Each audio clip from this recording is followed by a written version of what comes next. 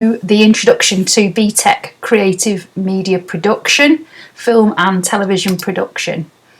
So this is BTEC and this PowerPoint that I'm going through now will introduce you to the course and give you a little introductory task that we're going to work on in relation to media production, in relation to cinematography, and give you a little bit of an introduction to me also.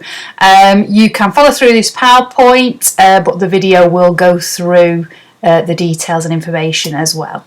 So BTEC's Creative Media Production is a 100% coursework course.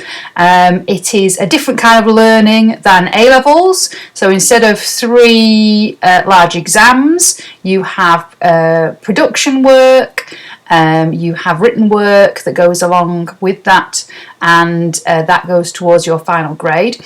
We do lots of different units and we'll cover topics and production work such as film and music video production, screenwriting, video blogs, documentary production, and so on.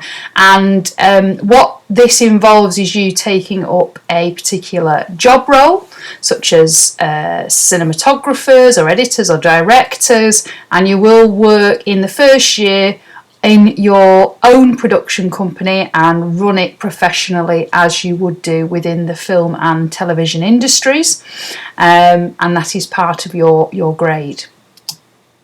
So I am Jenny McNulty.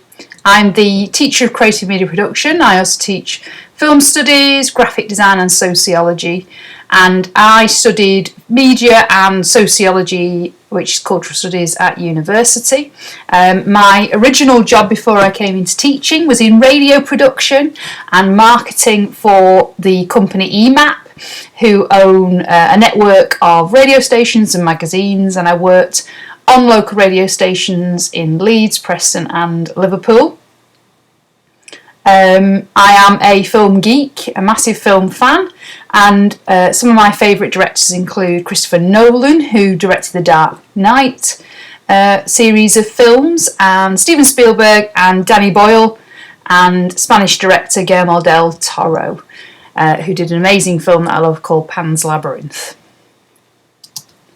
So this course involves a lot of skills building, a lot of media knowledge, but also technical skill, and these will all be built throughout the course with me and the media technician through lots of introductory tasks in the induction period, and you'll get to learn things like cinematography, how to use the camera effectively and professionally and creatively. You'll be learning how to digitally edit on the Macs. You'll learn how to write scripts and storyboard. You'll learn how to light a studio for various effects, as well as learning how to use the green screen and chroma key effects on the computers. You will learn how to record sound and how to use sound equipment effectively, and you will learn how to plan a film or television production as they do in the industry so that you can produce something very, very professional. You'll learn how to write film proposals and how to pitch films, and you will work on presentation skills as well.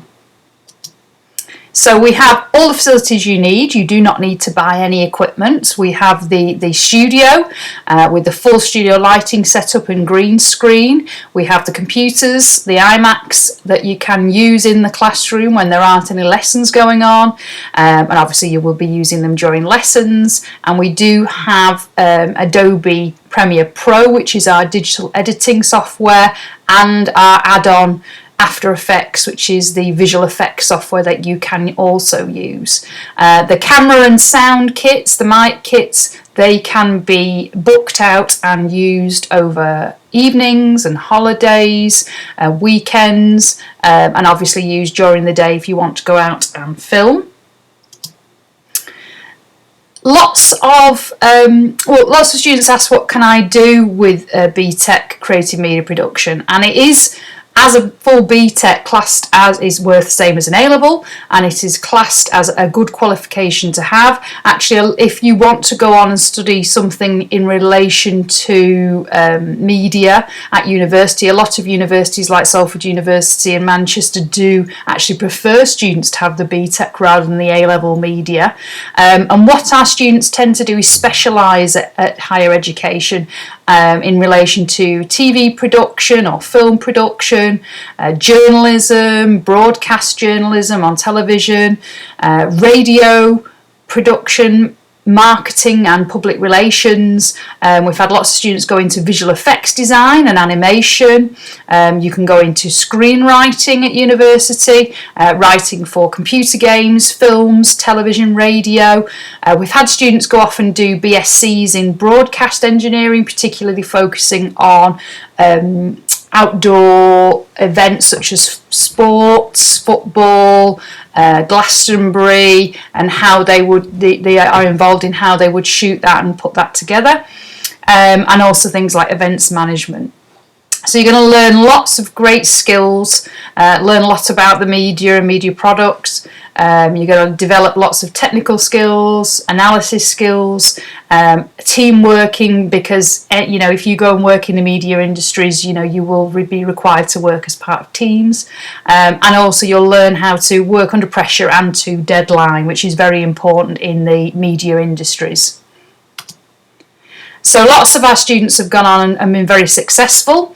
Sam here has gone on and he owns his own production company. He specialises particularly, he has worked in film production, but he specialises particularly in music video production. Eddie Durnham is a visual effects coordinator for Frame Store, and he has worked on recent films that he's worked on include Avengers Endgame and Infinity War. He also recently worked on the Dark Materials TV series that was on at Christmas on the BBC. So he has had a very successful career. Greg Fee runs his own digital visual effects post-production company, and Joe is a television producer and he worked on music channels. Adam Catterall here and Gemma both worked for radio stations as radio presenters. Adam Catterall used to have the breakfast show on Rock FM. So, there are lots of opportunities within the media industries, and doing BTEC Media is a good start. So, what we're going to do is a little introduction to creative media production, and we're going to look particularly at cinematography. It's only one of the elements that we look at in relation to media production, but it's a very important one. So, what is cinematography? Well, very basically, it's the use of the camera to help the director tell a story, and cinematography is used to create emotional responses in the audience. It can get very strong emotional responses out of the audience and in what types of shot you use. It can give information to us about the story, the plot, what is happening, who characters are, why they're doing what they're doing, and it can also create meaning for us. It has absolutely immense storytelling potential, cinematography, and the people in charge of cinematography on a film set or a television set are cinematographers, and they must have an eye for composition, so how they put the shot together, what is in that shot, and they must know how to tell a story through that shot. They also must understand technical aspects of the camera and lighting techniques and how they use those, because they need to know how to light the shot, and they must know how to use them to affect emotions. So, what is cinematography? The key elements of cinematography are shot size, shot angle and height, how the camera moves, camera movement, focus, what you focus on, and if you change that, what something we call depth of field. Obviously that's these more in-depth things we'll look at on the course during the induction.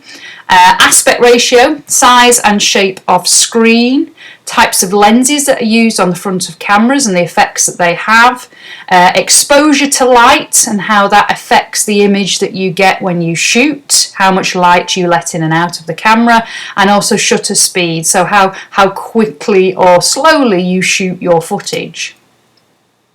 So cinematography deals with all of these aspects of framing and composition, and it can be broken down into 3 main categories. So shot size, the shot angle, and camera movement. But it also involves all of those things that we talked about there.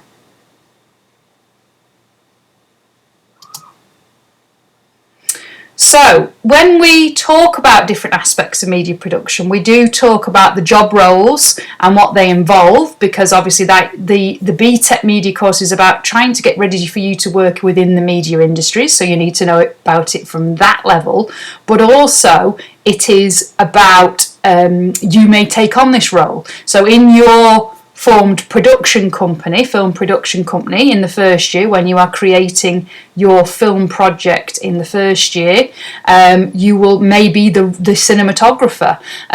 Sometimes they call this the director of photography, the DP. So they are responsible for the photographic heart of production. They work really closely with the director and they read the script and they discuss together the look and style and feel of a film. And then they research how to create the look through lighting, what they place in the shot, what we call framing, and where they place it, how the camera moves, and also what they're going to need in relation to the crew they're going to need and the kit, so the equipment, the types of cameras, the lenses, the tripods, the steady cams, everything they're going to need to achieve that look and style that they need for that particular film. They come onto the set on the day of filming, so the DPs or DOPs and their camera crew arrive early to set up and rehearse. They talk about any particular special camera moves or lighting requirements they have with the different staff that they have, crew that they have, like the camera operator and grip and so on. They mark up different shots on the floor, and they obviously go over the lighting. The job of the DP is to make sure every shot is usable and flag them when they're not. On smaller productions, so maybe not on big Hollywood expensive, what we call blockbuster films, if it's a smaller low budget film like a British film, they may end up actually being the camera operator and shooting the film themselves. So if you go through this PowerPoint, there's some quite interesting little videos about cinematographers, about cinematographers themselves. So there's this one here from BAFTA about the director of photography and their job role. And we've also got one here that's a behind the scenes of the incredibly worldwide success Game of Thrones TV series, and it's the camera operator who has worked, one of the camera operators that has worked on that TV series, talking about their job. So definitely worth a watch. So what we're going to talk about today is, because there's a lot to talk about in cinematography, and obviously again we will cover this in more detail when we actually get to our induction in September.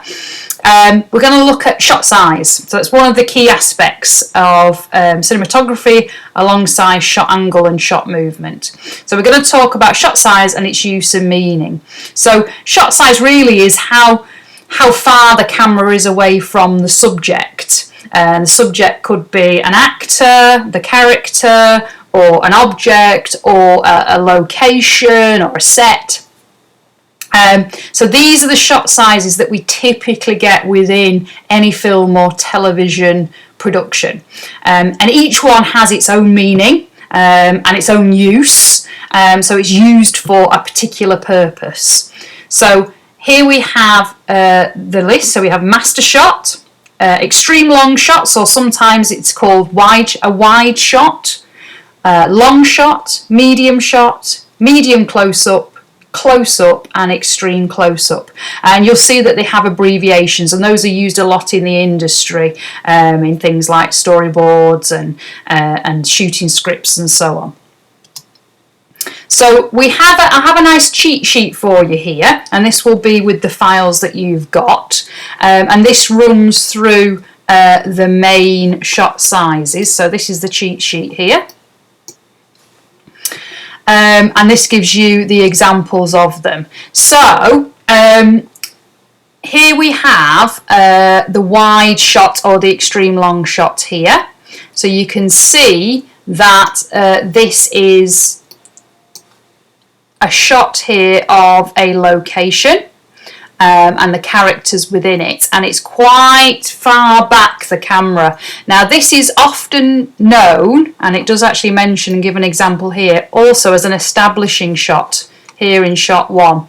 And what establishing shots or extreme long shots tend to do, what they are used for, is to set a scene, to show the audience the location of the action taking place, what is happening in the story and where the story is set. So you often get extreme long shots of, I don't know, Central Park looking over New York, or it could be a long shot of a castle on a hill, and that establishes the location.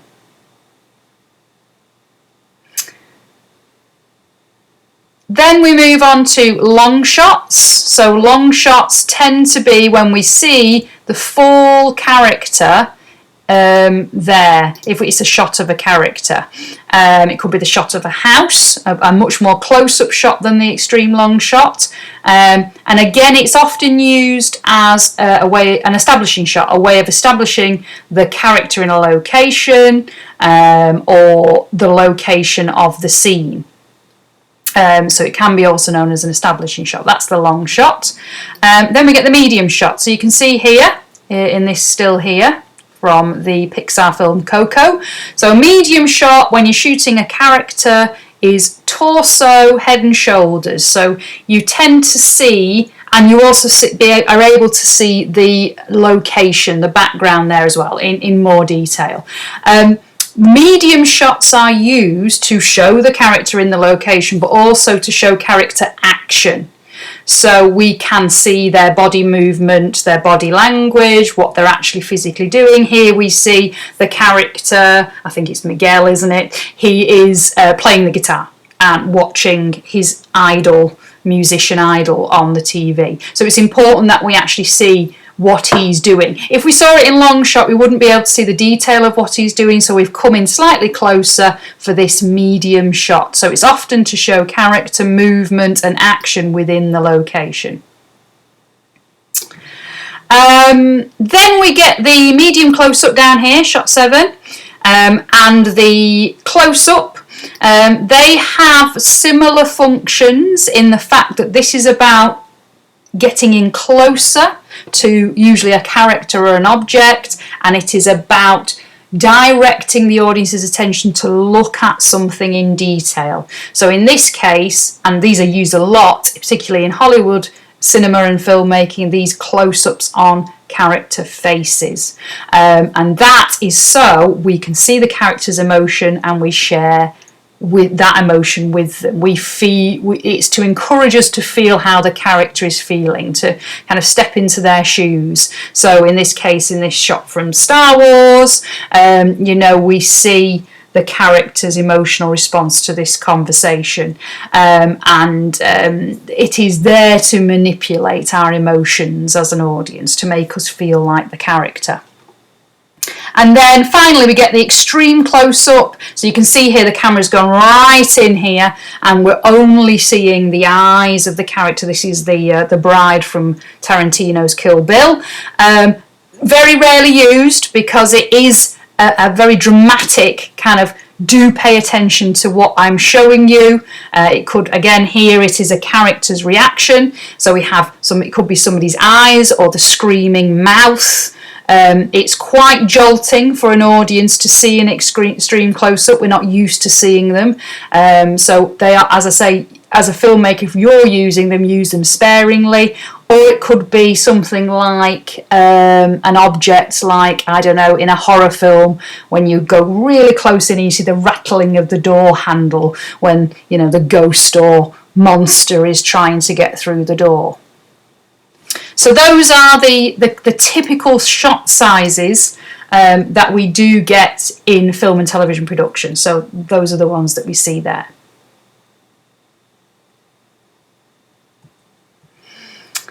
This is a really interesting little documentary video from YouTube on the ultimate guide to camera shots, so do watch that. It's only a few minutes long. It's very useful. If you click through the PowerPoint and click on it, it will play the video for you.